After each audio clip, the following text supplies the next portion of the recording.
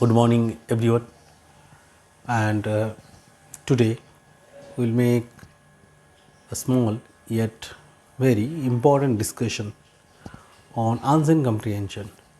We are very aware of this part since childhood, so it's going to be a recollection of what we have done before, and there may be little bit of new things. New things mean certain tricks and rules that we need to discuss to get the highest out of this very part. Unseen comprehension is both for ICSE and for ISC. So we have to go through this particular one very carefully. First thing is that what is the meaning of comprehension?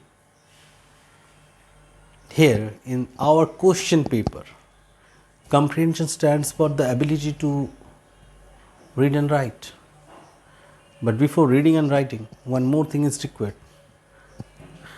Reading is one bank, writing is another bank of a river. To connect both this bank, we need one bridge, and that's understanding.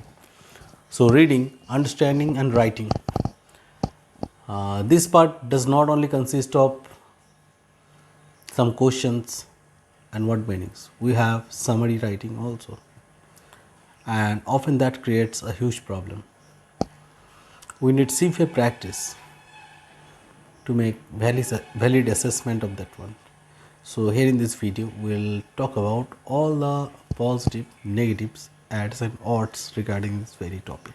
Here we go. Unseen comprehension for ICSE comes in question number 4. And what instruction provided that we have to look at? Read the following passage carefully. Answer the question that follows. There will not be only answering the question. Now, first when you read this one, we keep two readings for this one. One is first reading, then second reading. First reading, it should be a fast reading, FAST. And we'll have second reading, that will be a slow reading.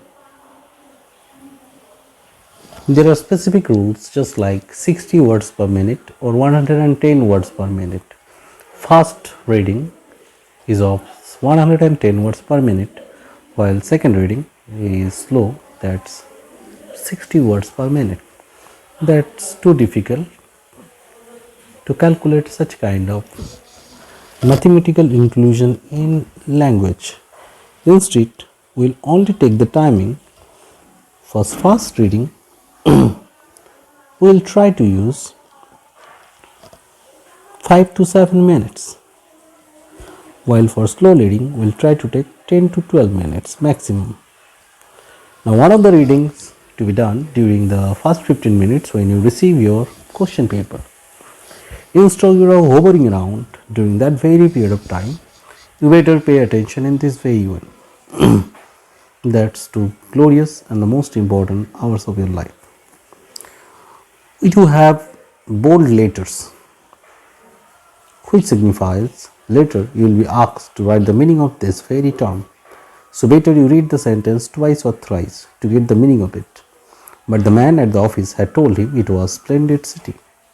Splendid cities, you have to think what could be the plausible, PLAUSIBLE.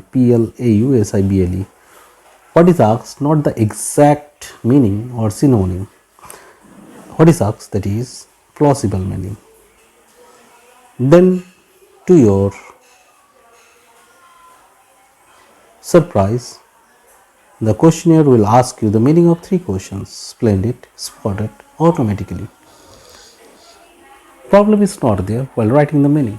Problem is there, what should be written? First of all, as you can see, the question is asked in splendid. So you have to understand this is adjective, so your answer should also be adjective. Spotted, this is a verb written in past tense, so your answer will also be in past tense. Automatically, so you have to search a possible alternative for it. Now as it is written, one word answer, that means synonym and short phrase. So one word stands for synonym, while short phrase means meaning. To my mind, I think synonym would be better option than one meaning, because the meaning often leads to long speeches.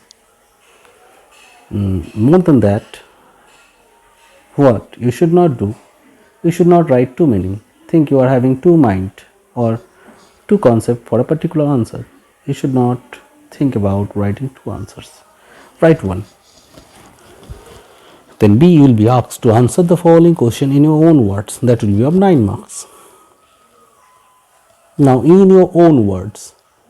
In your own words does not mean you will read that one and what assumption you will get out of that you will write that. Not at all.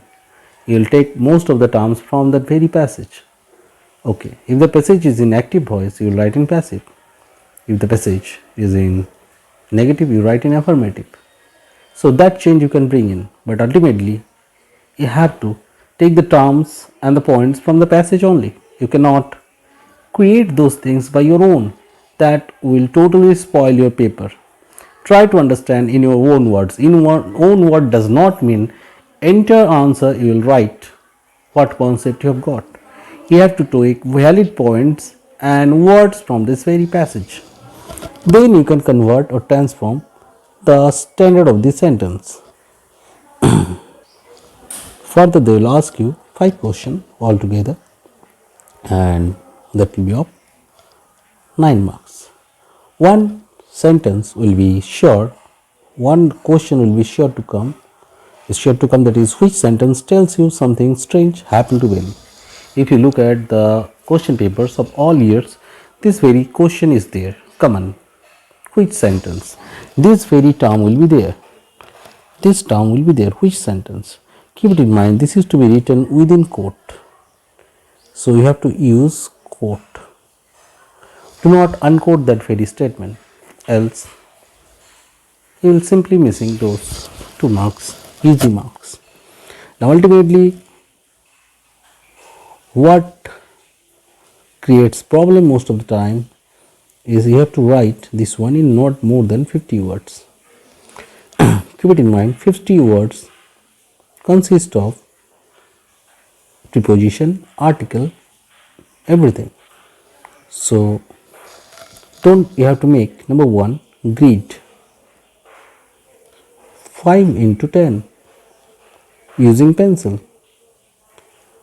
Using pen also there is no problem, but you should not use whitener. There is no specific rule of drawing margin, because in ICSE papers you will already have margins drawn. But what you should not use, that you should keep in your mind, never use whitener. So grids you have to draw, and you should remember that articles, prepositions, even numbers are all considered